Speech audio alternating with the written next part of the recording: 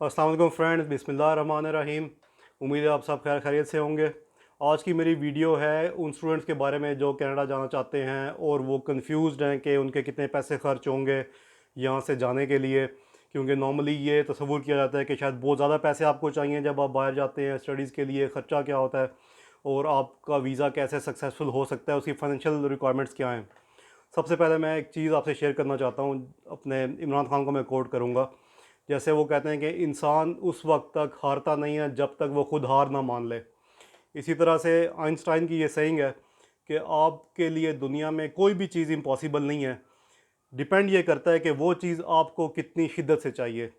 अगर आपके अंदर जज्बा है तो इंशाअल्लाह ताला आप वो चीज़ ले लेंगे।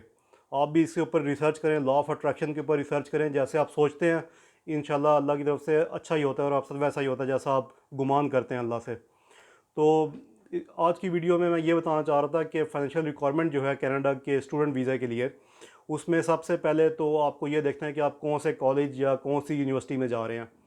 अब हर कॉलेज और हर यूनिवर्सिटी के डिफरेंट रेट्स हैं, कुछ के ज़्यादा हैं, कुछ के कम हैं। और दूसरी जो चीज़ मैं बताऊंगा वो होगा कि बैंक स्टेटमेंट के बारे में। क्योंकि अमूमन ये ख्याल किया जाता है कि कनाडा जाने के लिए आपको बहुत ज़्यादा बैंक स्टेटमेंट चाहिए।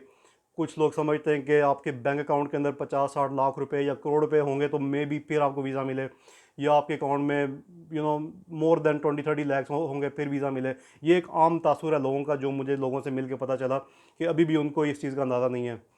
तो आपको मैं ये खुशखबरी सुना दूं कि पाकिस्तान से बैंक स्टेटमेंट की रिक्वायरमेंट कनाडा ने बिल्कुल फिनिश कर दी है, बिल्कुल ख़त्म कर दिया है। अभी आपको कनाडा के लिए बैंक स्टेटमेंट शो नहीं करनी पड़ती, क्योंकि लास्ट ईयर 2019 में मिडिल ऑफ 2019 में जून जुलाई अगस्त at that point of time Canada ने पाकिस्तान को हाई प्रायोरिटी कंट्रीज में शामिल कर लिया था। उन्होंने ये रिसर्च की थी कि कौन से कंट्री से उनको ज़्यादा फ़ायदा हो सकता है। ज़ाहिर है उन्होंने अपना भी फ़ायदा देखना है, तो उन्होंने इस प्रोसेस को स्पीड अप कर दिया था। तो उन्होंने उसमें ये किया था कि जो स्टूडेंट इन कंट्रीज़ में से हैं, पाकिस्तान से, इंडिया से और कुछ और 2-3 और कंट्रीज़ के नाम लिखे हैं उनके ऊपर, अगर आप उनसे हैं तो आप नॉर्मल स्टूडेंट अप्लाई नहीं करेंगे, आप अप्लाई करेंगे अंडर स्टूडेंट डायरेक्ट स्ट्रीम। इसको कहते हैं SDS, स्टूडेंट डायरेक्ट स्ट्रीम के अंदर अप्लाई करेंगे, जिसके अंदर उनकी जो रिक्वायरमेंट्स हैं वो बिल्कुल वैसी नहीं है जैसे आपको लगता है कि बैंक स्टेटमेंट बहुत हैवी चाहिए कनाडा के लिए। तो उसमें आपको सिर्फ़ और सिर्फ कनाडा के अपने बैंक अकाउंट में $10,000 रखने हैं। आप सिंगल बंदे हैं और वो आपको वापस मिल जाएंगे जब आप वहाँ जाएंगे। तो पर मंथ करके वो भी आपको वापस मिल जाएंगे, मतलब कि वो आप उनको दे नहीं रहे। वो जस्ट आप वहाँ पे बैंक अकाउंट खुलवा के, जैसे आप यहाँ पे UBL में, HBL में बैंक अकाउंट खुलवाते हैं, वहाँ पे आपका एक इन्वेस्टमेंट बैंक अकाउंट खुलेगा। उसमें आप पैसे ट्रांसफ़र करेंगे लीगल तरीके से और फिर आपको वो इन्वेस्टमेंट सर्टिफिकेट दे देगा बैंक। इन्वेस्टमेंट सर्टिफिकेट का मतलब एक रसीद है आपके पास कि आपके पास एक प्रूव है कि आपने ये पैसे बैंक में इन्वेस्ट किए हैं, रखवाए हुए हैं। तो कनाडा की गवर्नमेंट ने बैंक्स को ये इजाज़त दी है कि वो आपको दे सकते हैं इन्वेस्टमेंट सर्टिफिकेट। जब आप कनाडा में लैंड करते हैं वो आपको $10,000 8-10 महीने के अंदर वापस कर देते हैं। $600 $2,000 डिपेंड ऑन द बैंक कि आप किसके पास जा रहे हैं। वो हर मंथ आपके पैसे आपको वापस करेंगे, तो वो आपके सारे पैसे वापस आ जाएंगे। दूसरी चीज़ ये हो गई कि फ़ीस कितनी है, मीन्स के ख़र्चा क्या लगेगा पाकिस्तान से वहाँ जाने का। उसमें सिर्फ जो यूनिवर्सिटी की फ़ीस है, ज़्यादा बड़ा एक्सपेंस वही है, बाकी एम्बेसी की फ़ीस बहुत नॉमिनल सी है। और उसके अलावा और कोई चार्जेस ऐसे वो नहीं होते कि आपको लगे कि बहुत ज़्यादा सेट बैक लगेगा। सिर्फ जो बड़ा एक्सपेंस है वो है कनाडा की फ़ीस यूनिवर्सिटी की। वो भी आपको रसीद देते हैं कि आपने इतने पैसे जमा कराए हैं फ़ीस में, अगर वीज़ा नहीं लगता खुदा खासा वो आपको वापस करते हैं। तो कुछ प्राइवेट कॉलेजेस हैं और कुछ पब्लिक फंडेड यूनिवर्सिटीज़ हैं और कॉलेजेस हैं। तो आपने ऐसे करना है कि आपने वहाँ पे पहले साल की फ़ीस सबमिट करनी है। अगर आप 1 साल के कोर्स पे जा रहे हैं तो वो ज़ाहिर है फुल फ़ीस हो जाएगी। 2 साल के कोर्स पे जा रहे हैं तो 1 साल की फ़ीस आप पाकिस्तान से देंगे। अगर उनकी पर ईयर फ़ीस $10-12 हज़ार है पर ईयर, या $8,000 पर ईयर, तो आप वो $8,000 उनको पे करेंगे यूनिवर्सिटी को। और $8,000 फिर नेक्स्ट ईयर जब आपका स्टडी का साल कंप्लीट हो जाएगा फिर ड्यू होंगे, वो भी इंस्टॉलमेंट्स में कर सकते हैं। तो वो डिपेंड करता है कि कुछ यूनिवर्सिटीज़ हैं उनका ऐसे भी है कि वो 1 साल का $8,000 से 10,000 चार्ज करती हैं। और कुछ ऐसी भी हैं जो $15,000 से 20,000 चार्ज करती हैं। कुछ ऐसी भी हैं जो $40,000 चार्ज करती हैं, जो पाकिस्तानी बहुत हैवी अमाउंट बनती है। लेकिन वो ज़ाहिर है जो डिपेंड के कौन किस लोकेशन पे यूनिवर्सिटी है, उसकी कितनी डिमांड है, दुनिया में कितने लोग आ रहे हैं वहाँ पे, कितनी एप्लीकेशन है, कितनी फेमस यूनिवर्सिटी है वो। तो आप अगर स्टार्ट करेंगे एवरेज यूनिवर्सिटी, जो कि ज़ाहिर है कनाडा एजुकेशन जो है वो हर यूनिवर्सिटी को मेंटेन करनी पड़ती है, तो आप चूज़ करेंगे ऐसी यूनिवर्सिटी जो आपसे कम फ़ीस चार्ज करे और लेकिन क्वालिटी में भी ज़्यादा अच्छी हो, आपको एजुकेशन मिले ताकि आगे लाइफ में कुछ और भी आप कर सकें। तो वो कुछ यूनिवर्सिटीज़ मैंने नोटिस की हैं जो ऐसी यूनिवर्सिटी हैं जो कि आपसे सिर्फ $8,000 चार्ज करती हैं 1 साल का, और अगले साल आपकी कोई फ़ीस नहीं है, या तो नहीं है या फिर 200 से $300 की फ़ीस है। तो टोटल जो खर्चा वो आता है फिर आपका 1 साल का, वो आता है 10 से 12 लाख रुपए। वो आप जब यूनिवर्सिटी में जमा करा देंगे, वो आपको स्टडी परमिट के लिए एडमिशन का लेटर आपका काम आएगा। फिर आप जीआईसी सबमिट करेंगे, लेकिन आपकी ये 10-12 लाख जो है फ्यूचर की इन्वेस्टमेंट है। इससे ये होगा कि जब आप कनाडा में अपनी स्टडीज़ कंप्लीट करेंगे, 2 साल का मास्टर्स अगर आप करते हैं तो आपको 3 साल का वर्क परमिट इशू होता है।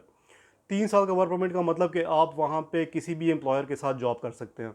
2 साल तो वैसे भी पाकिस्तान में आपने लगाना ही है स्टडी के अंदर, और 3 से 4 लाख फ़ीस इधर है एक अच्छी यूनिवर्सिटी की।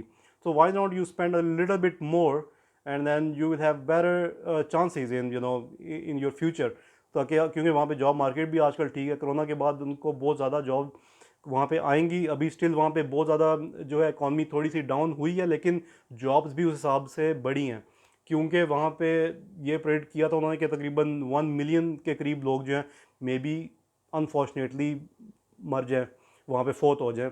तो उनकी वर्क फोर्स जो है उनको ज़्यादा चाहिए वहाँ पे। ये जस्ट मैं आपकी इन्फॉर्मेशन के लिए बता रहा हूँ कि कैसे कंट्रीज़ गवर्नमेंट्स प्लानिंग करती हैं अपनी आगे के लिए। तो इसीलिए वो आपको इनवाइट करते हैं कि अब उन्होंने कनाडा ने कहा है कि 2018 से लेकर 2022 तक उन्होंने 1 मिलियन लोगों को इनवाइट करना है कनाडा में।